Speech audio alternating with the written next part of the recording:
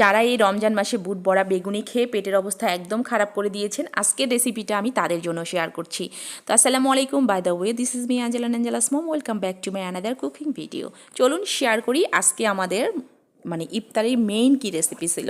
তো এটা আমার বিয়ের পরে আমার শাশুড়ির হাতে খাওয়া, তো এখন আমি ওনার মতো করে রান্না করা শিখে গেছি। আর আমার শাশুড়িও আজকে চাচ্ছিল যে আমি তার এই রেসিপিটা করি। এটা ছিল চিড়ার পায়েস। তো অনেকে কিন্তু চিড়ার পায়েস জানেন কিভাবে করে, আর যারা জানেন না চলুন তাদেরকে আমি তাদের জন্য শেয়ার করছি এই চিড়ার পায়েস করাটা। তো এখানে আমি 1 কেজি দুধ নিয়ে নিয়েছি। 1 কেজি দুধের মধ্যে আধা পোয়া পরিমাণের চিড়া দিয়েছি। চিড়াটা কিন্তু ভালো করে ভিজিয়ে নিয়েছি। ভিজিয়ে 10 মিনিটের জন্য রেস্টে রেখে দিয়েছি। চিড়াটা অনেকটা ফুলে যায়, তখন দুধের সঙ্গে তাড়াতাড়ি মিলে যায়। আর এটা কিন্তু পায়েসের মতো করেই করতে হয়। আর এটা যদি ইফতারে খান পেটটা অনেক ঠান্ডা থাকে। আর বুট বড়া বেগুনি খেলে যে পেটে একটা গ্যাসের অবস্থা থাকে বা পেট ফুলে যায়, এটা সম্ভাবনা একদম থাকে না। খেতেও দারুণ লাগে। আমরা কিন্তু আজকে আমাদের ইফতারের মেইন রেসিপি ছিল চিড়ার পায়েস। এটা আমরা মুড়ি দিয়ে খেয়েছি। আর আজকে কিন্তু আমরা বুট বড়া বেগুনি কিচ্ছু করি নাই, কিন্তু আশেপাশের বাসা থেকে যারা দিয়েছে তাদের কিন্তু ইফতারের মধ্যে বুট বড়া বেগুনি সবই ছিল। কি বলবো আর কি করবো, আর খেতে তো হবেই, তো খেয়েছি। কিন্তু এটাই ছিল আমাদের মেইন রেসিপি। তো এখানে আমি পরিমাণ মতো চিনি দিয়ে দিয়েছি। আমাদের বাসায় যেহেতু ডায়াবেটিসের রুগী, আমরা যেরকম একদম খুব কমও না বেশিও না, নর্মাল যে চিনিটা খায় মিষ্টিটা, সেটাই আমি দিয়েছি। এখানে আমি লাল চিনিটা ব্যবহার করেছি। আপনাদের বাসায় লাল চিনি থাকলে ব্যবহার করবেন, আর যদি সাদা চিনিটা থাকে সেটাই দেওয়ার চেষ্টা করবেন।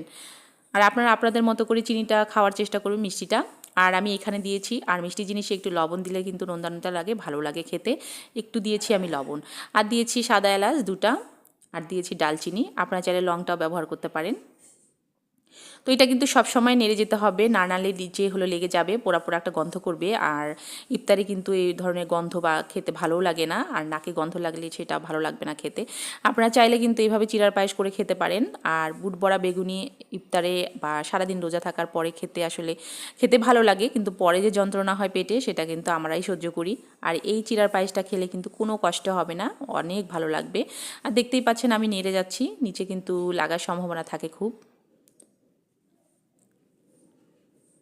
তো আপনারা চাইলে এখানে ড্রাই ফ্রুট ব্যবহার করতে পারেন। আর আমার মেয়েরা আলহামদুলিল্লাহ ওরা রোজা আসতে ওরা ড্রাই ফ্রুটটা খুব কম পছন্দ করে। আর ওরা চায় ইফতারটা যেন ওদের মনের মতো করে করি। তো আমি আসলে এখানে ড্রাই ফ্রুট কোনো ইউজ করি নাই। আপনারা চাইলে ব্লেন্ডারও ব্লেন্ড করে দিতে পারেন, সেটা আরও বেশি মজা লাগে। কিশমিশটাও ব্যবহার করতে পারেন, আমার কিশমিশ ছিল না তাই আমি দিতে পারি নাই।